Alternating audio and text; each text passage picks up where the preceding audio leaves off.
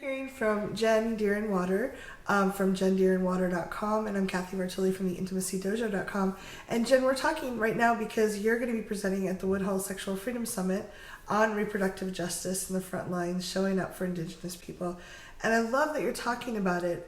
I knew there were issues, but I never, until I'd heard from some other people like you that are standing up and saying, hey, this is an issue, I didn't understand how complex it was. For me, as a Native person who is Indigenous to Turtle Island, which Turtle Island is what we refer to as North America, I feel like I have to constantly remind people not just of the issues that we face, but that we still exist. Yeah. I recently saw, I can't remember the exact statistic, but it was somewhere in the 60 percentile of Americans don't believe Natives still exist. They think we're all dead. Oh, wow. So for me, talking about reproductive justice and Indigenous people is important on so many levels. It touches with, environmental issues and issues of environmental racism. It's ableism that we deal with within our communities, the lack of health care, and it's how genocide has played out for us in so many ways. It's not just the literal murder of our people, it's also the theft of our land, our language, our ceremonies, all of our ways, and that becomes a reproductive justice issue. If we can't practice our own religions, how do we heal from colonization? How do we heal from the sexual assault and the forced and coerced use of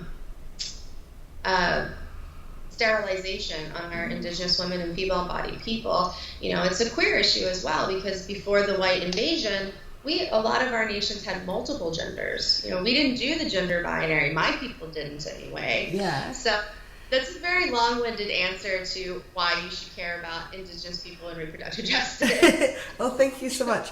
What are one of the big things that you want people to be aware of?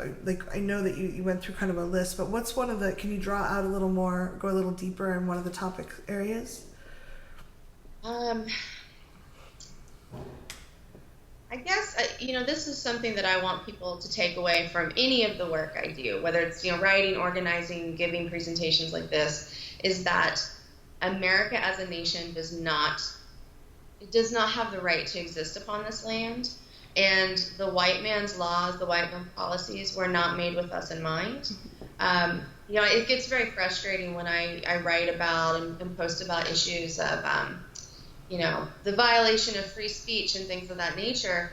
And a lot of non-natives don't get that, the white man's laws aren't really applicable to us in a lot of ways.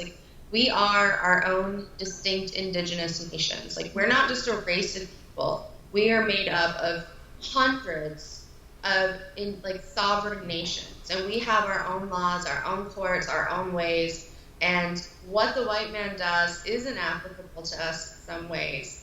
Yes, we're forced to deal with colonization, but I don't look to the Bill of Rights to protect me and my people. I definitely don't look to the Declaration of Independence that literally called us merciless savages. So I think the one thing I want non-natives to walk away with is that, we are our own people, we have our own nations, and America doesn't have the right to exist upon this land. And because of that existence, it has impacted every single aspect of our life. Oh, I can't even begin to, having not walked those shoes, in your shoes, I can't begin to imagine having your whole culture erased in a lot of ways. And just from a purely pragmatic, for someone that considers themselves American, and we should be here, I don't think I'm not saying that's my belief. I'm saying that from that pragmatic point of view, there's so much wisdom in the cultures that even a lot of the accountability process and the social justice process that we're learning from comes from Indigenous people and how they dealt with things in their tribes. There's so much wisdom there that has been pushed to the side or erased or ignored, and never mind the people that are suffering because they're not seen. Not being seen and heard is so painful to a human being.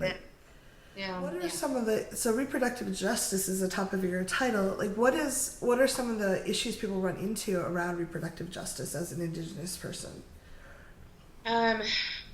Well, I think that it's heavily dependent upon, I feel like, which nation you are, Yeah. because once all of our nations have, we have similarities, but we also have very different ways of being and doing, and we've also had different interactions with the colonizer.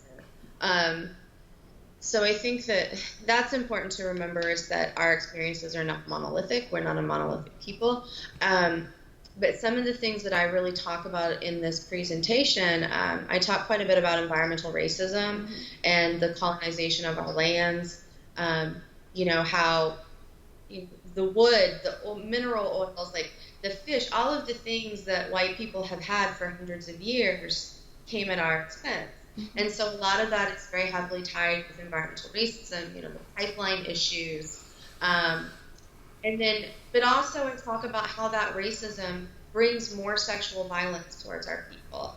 It brings the man camps, which, for those who aren't familiar, a man camp is just like a makeshift setup by a pipeline or mining company. They throw a bunch of trailers together, and these almost entirely non-native, mostly white men, set up shop in these trailers, and then they go on the reservation and rape our men, they murder us, they kidnap us, traffic us, and they know that they do it because Supreme Court case law has said that we natives don't have the right to try non-natives to commit violent act on our, or any crime for that matter, on our land. Yet if I traveled to Switzerland and I committed a crime, they have every right to try me.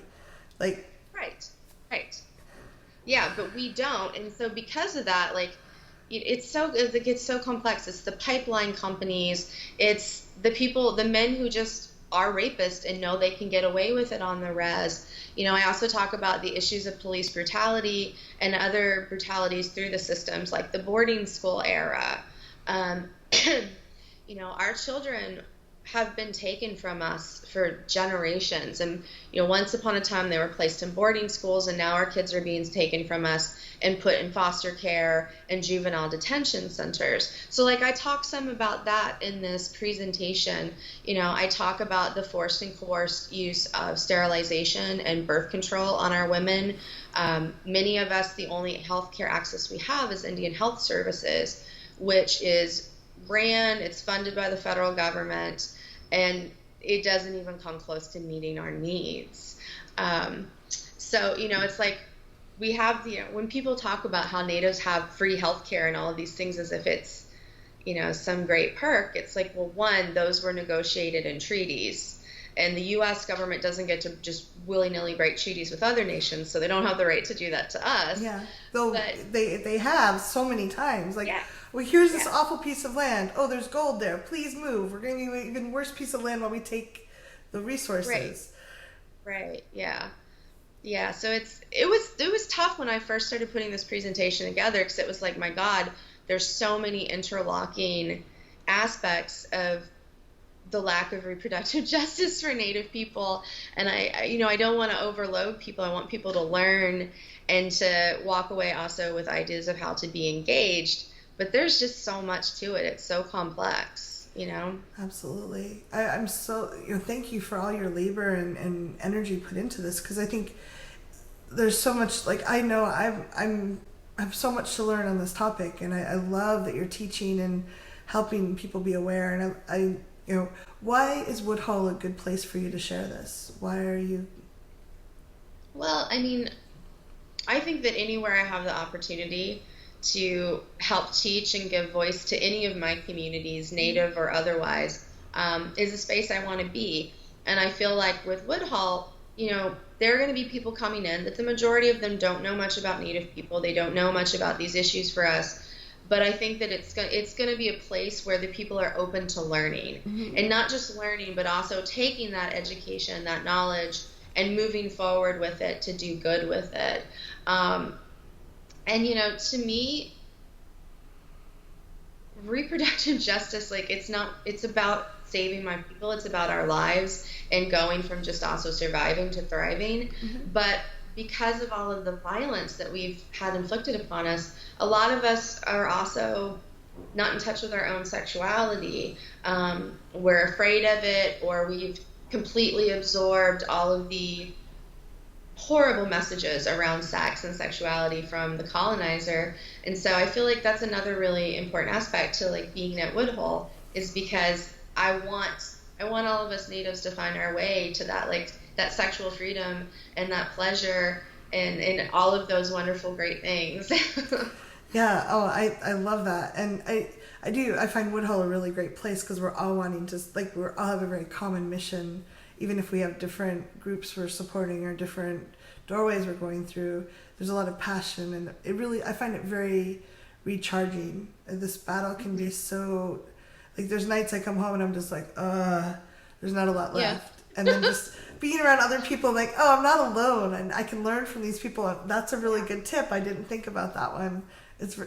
I go every year because I love that. I love that energy. Yeah. So if someone wanted to learn more about reproductive justice and the topics you're talking about, what's a good place for them to go? Like, where could they find, besides, I mean, they should definitely go to your talk at Woodhull. But where else can they look to get more information on this? Because it's if we heard about this happening in another country, we would be up in arms. There'd be people protesting and raising money and donations, and yet this happens in our country, and most of us don't even know about it. Like, where can we go to get more information?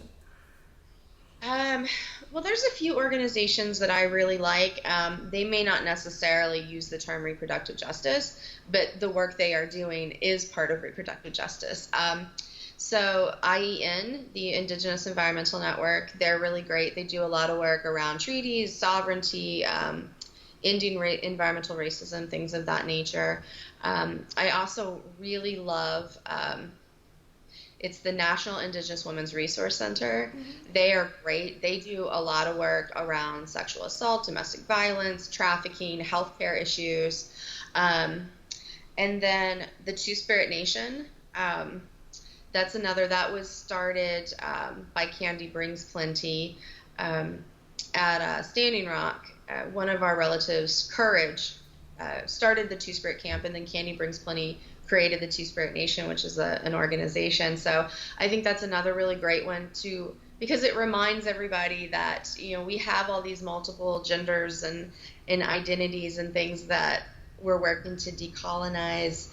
And another one that I really love is I have acronyms in my mind, so I always try to botch it when I say the names. It's the National